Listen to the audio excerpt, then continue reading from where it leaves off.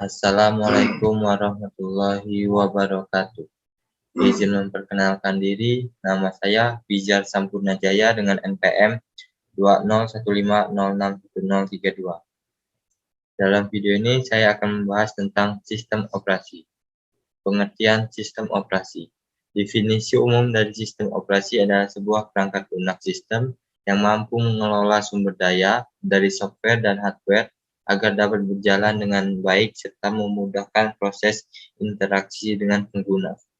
Jika kita analogikan sederhana, hubungan antara sistem operasi dengan komputer adalah seperti kendaraan bermotor dan bahan bakar, di mana tanpa adanya bahan bakar, tentu saja kendaraan bermotor tidak akan bisa berjalan dengan semestinya. Sama halnya dengan sistem operasi, di mana Anda tidak akan bisa menggunakan perangkat komputer apabila tidak adanya OS. Begitu juga sebaliknya, apabila Anda mempunyai perangkat sistem dan tidak mempunyai komputer, maka menjadi tidak berguna. Menurut Abbas Ali Pangera dan Doni Arinus dalam buku Sistem Operasi tahun 2010, sistem operasi adalah sistem yang terdiri dari berbagai komponen kerja dan metode kerja yang digunakan untuk memerintahkan serta menjalankan perangkat yang dimiliki agar sesuai dengan yang diinginkan. Dalam hal ini, sistem operasi komputer berarti komponen dan metode kerja yang ada dalam komputer.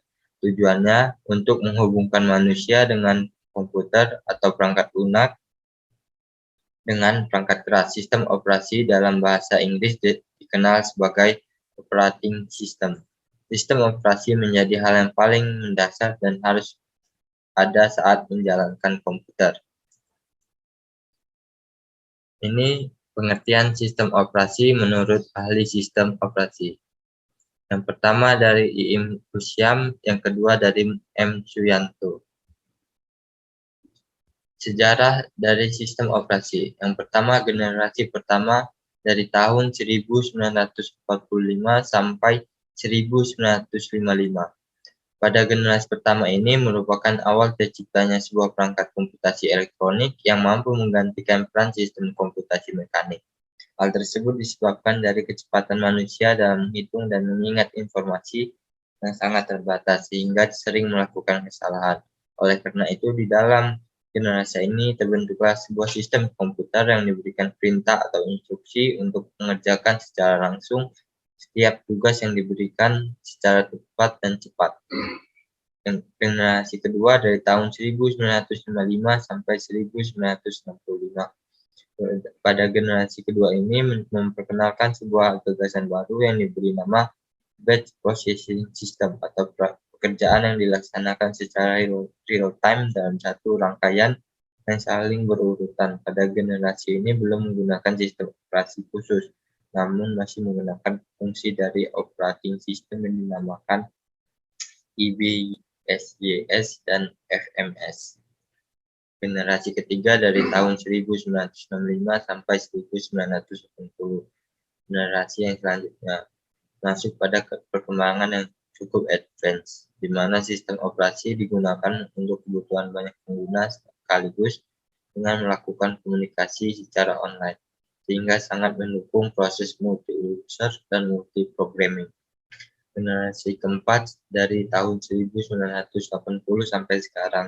Pada generasi yang keempat, fitur dan fungsionalitas disuguhkan oleh sistem operasi jauh lebih kompleks dari era sebelumnya, yang mana graphical user interface menjadi keunggulan utama untuk memberikan pengalaman yang lebih baik dengan proses interaksi yang berjalan lebih mudah. Bagaimana OS bekerja? Setelah mengerti beberapa hal mengenai sistem operasi, berikutnya kita akan membahas secara singkat mengenai cara kerja dari OS, baik Windows, Linux, atau macOS. Tentunya memiliki paradigma yang mungkin berbeda, namun kita akan membahasnya beberapa hal yang memberikan pengetahuan dasar terkait fungsionalitas sebuah sistem operasi. Tahap pertama, sistem operasi akan dimuat dalam perangkat komputer menggunakan boot program, di mana proses booting dilakukan saat menyalakan PC atau device. Setelah itu, OS bekerja untuk mengatur dan mengelola setiap program aplikasi yang akan digunakan. Aplikasi tersebut membuat permintaan kepada API application programming interface agar user tidak perlu mengetahui bagian dapur dalam software yang sedang digunakan. Tugas dari sebuah OS akan mengeksekusi berbagai instruksi yang dilakukan melalui user, sehingga tujuan utama dari sebuah operating system tentu saja mempermudah proses user dalam menggunakan aplikasi dengan efektif dan efisien. Lapisan dari sebuah sistem komputer menurut Search Group Organization. Di dalam sebuah sistem komputer terdiri dari perangkat keras hardware, kernel, dan user space. Hardware merupakan bentuk fisik dari sebuah sistem komputer.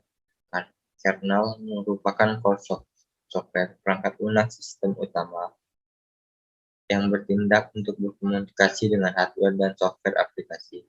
Fungsi kernel merupakan fungsi utama dari sebuah sistem operasi. User space adalah software lainnya yang terdiri dari library dan utilities dan kurung instruksi standar sistem aplikasi dan application software yang digunakan pengguna. Sistem operasi bekerja sebagai penghubung antara software dan hardware dalam sistem komputer. Sistem operasi mempunyai instruksi-instruksi dasar yang dapat dimengerti oleh software dan hardware.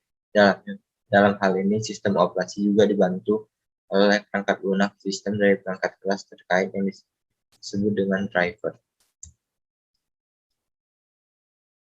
Jenis-jenis sistem operasi berdasarkan cara kerjanya. Yang pertama, batch OS. Yang kedua, distributed OS. Yang ketiga, mobile OS. Yang keempat, multitasking atau time sharing OS. Yang kelima, New York OS. Keenam, real-time OS. Jenis-jenis sistem operasi berdasarkan jumlah penggunanya. Yang pertama, single user, single tasking, satu komputer untuk satu user dan satu aplikasi. Contohnya MS-DOS.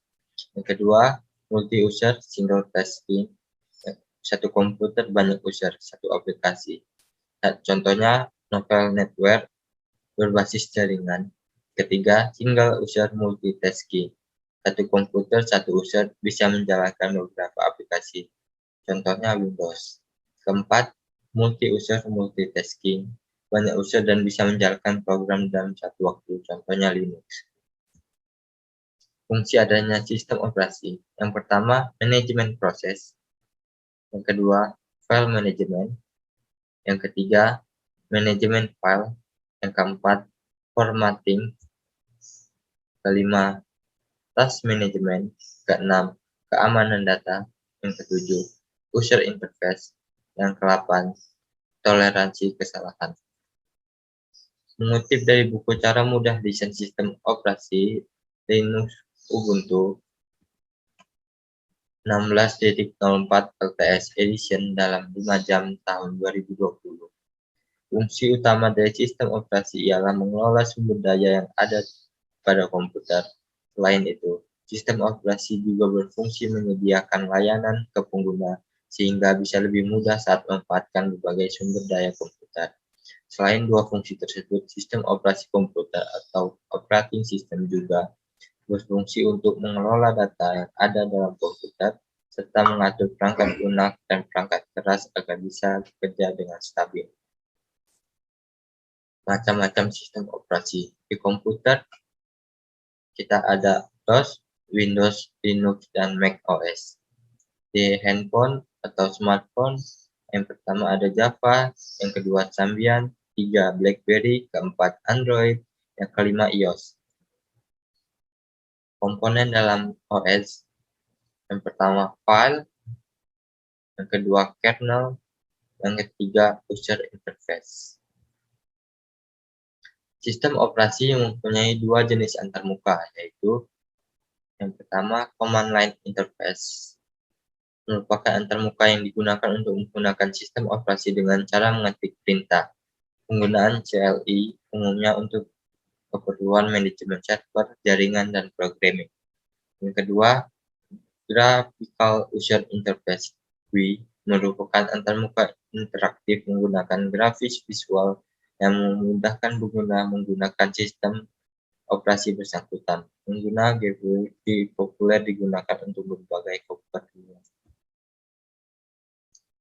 Demikianlah presentasi saya tentang sistem operasi. Apabila ada yang ingin ditanyakan, berikan komentar Anda di kolom komentar. Apabila ada salah, saya mohon maaf. Pada Allah saya mohon ampun. Saya akhiri. Wassalamualaikum warahmatullahi wabarakatuh.